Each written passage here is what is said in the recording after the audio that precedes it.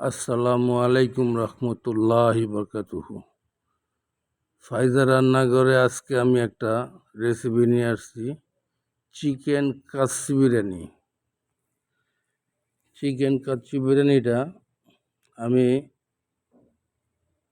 আমার এলাকায় বাবুর্চিরাও পাকায়। আমি বাবুর্চিদেরকে অনেকটা ফলো করছি, ওইভাবে আমি চেষ্টা করছি পাকটা করার জন্যে। এই যে দেখেন, আমি প্যানের মধ্যে রেগুলার সয়াবিন তেল দিয়ে আমি এই যে ব্রয়লার মুরগি ছেড়ে দিছি, চিকেনটা আমি ছেড়ে দিছি। চিকেনটা এসে আপনার শৈলা মইলা 1.5 কেজির মতো টিকছে। আপনার 1 কেজি চাউল নিছি, হয়তো আরও আধা কেজি চিকেন হইলে মানে পারফেক্ট হয়, সুন্দর হয়। আমারটা একটু মানে চিকেন কম হয়ে গেছে। যাই হোক, আলহামদুলিল্লাহ।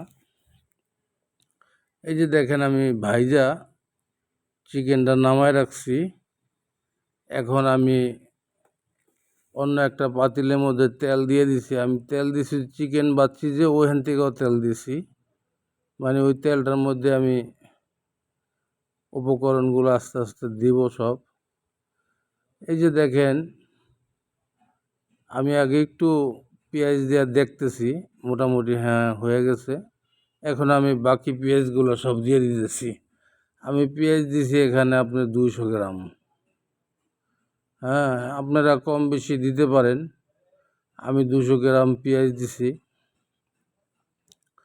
আর এই কাচ্চি বিরিয়ানিটা পাকানোর জন্যে আমার একটা মশলার রেসিপি দেওয়া আছে, আমি ওই মশলাটা দিয়েই পাকাইছি।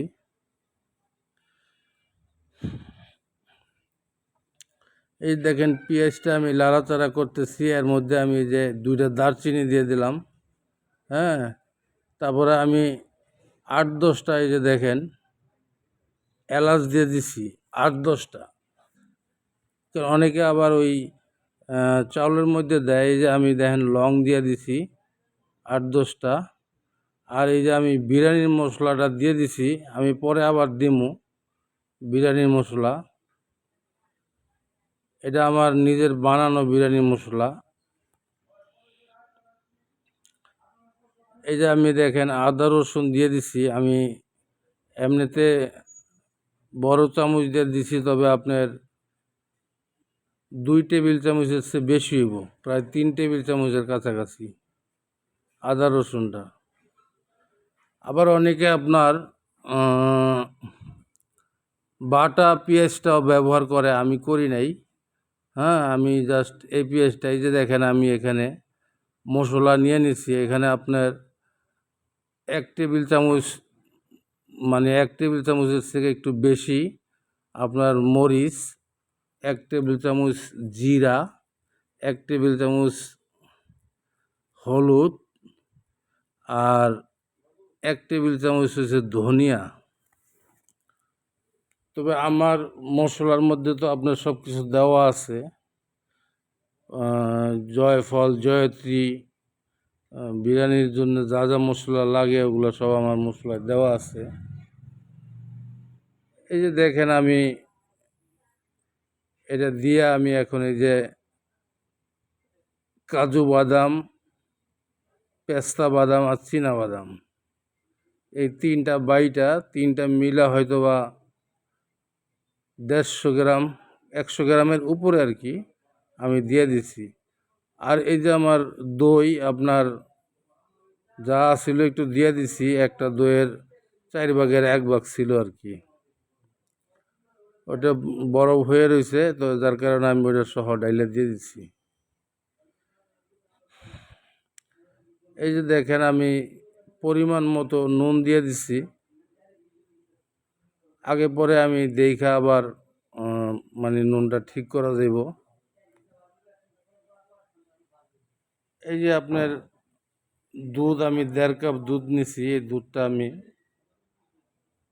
ওই চিনি গুঁড়া চাউল নিছি, চাউলটা আমি ভিজায় রেখে আধা ঘন্টা, সেটা আমি এরকম একটা ইয়ার মধ্যে ছাইকা রাখছি। এই যে আমি দেখেন এখন আপনার মশলা দিয়ে দিছি। এটা হচ্ছে আপনার জয়ফল, অর্ধেকটা, জয়ত্রী অর্ধেকটা, আর বড় এলাচের ভিতরের দানাগুলা দিছি, আমি এলাচটা দেই নাই, ভিতরের দানাগুলা দিছি। এই যে আমি গোলাপ জল দিয়ে দিতেছি, দেখেন গোলাপ জল দিয়া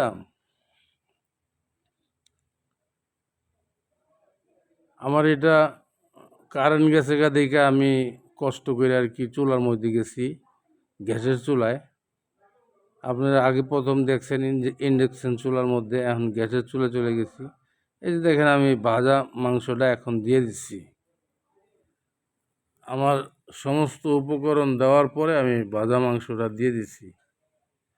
হ্যাঁ, এই যে দেখেন আমি এখন মশলা আরও দিছি। হ্যাঁ, আরও মশলা দিছি। আপনার যেটা আমার বানানো মশলা সেটা আরও 1 টেবিল চামচ দিছি। আপনারা ইচ্ছে করলে মানে এই যে বিভিন্ন রাঁধুনি কোম্পানির মশলা আছে, ওগুলা দিতে পারেন। আমি একটু মরিচ দিয়ে দিলাম আর একটু ঝালের জন্যে।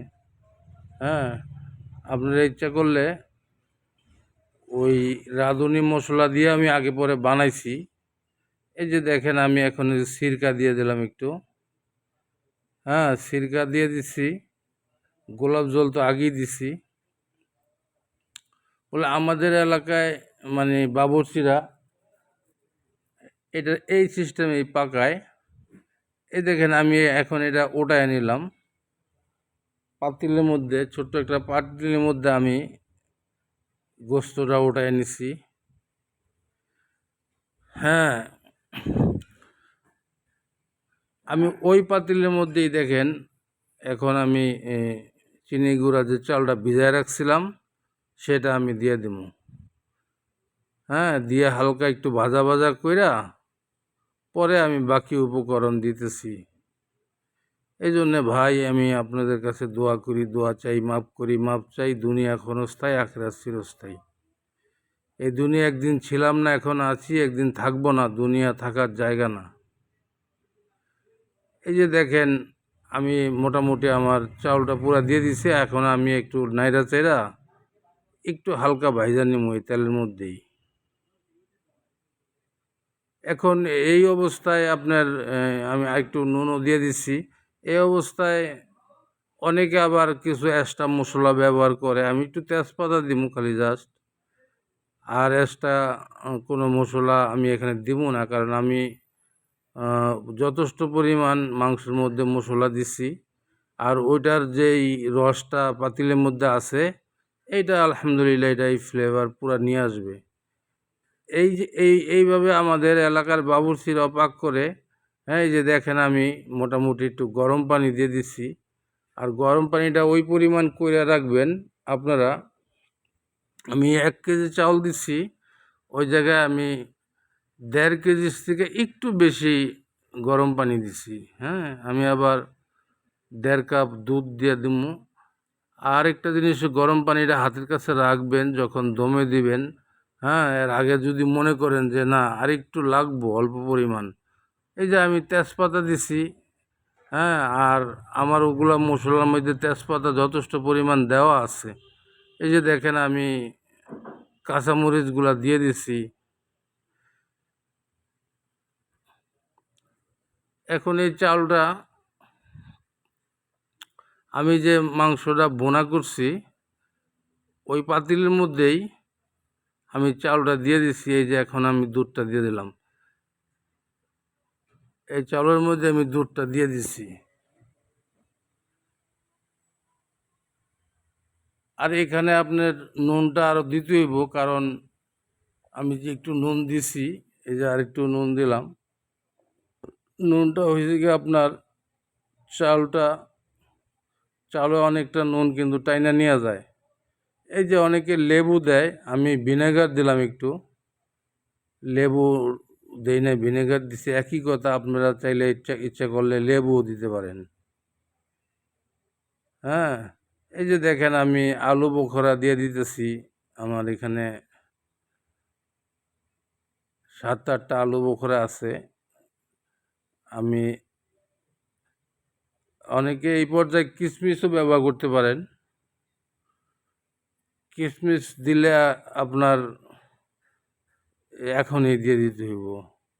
আমি কিশমিশ দিব না, আমি অল্প একটু চিনি দিছি এই ফাঁকে দিয়া। হ্যাঁ, আধা চামচ চিনি দিছি, চিনিও বেশি দিইনি, আমি আধা চামচ চিনি দিছি। এখন আমি এটা আপনার 70% হয়ে গেলেই, এই যে দেখেন বুট বুট করতেছে, 70% হয়ে গেলে আমি এখন এই যে গোশটা দিয়ে দিলাম।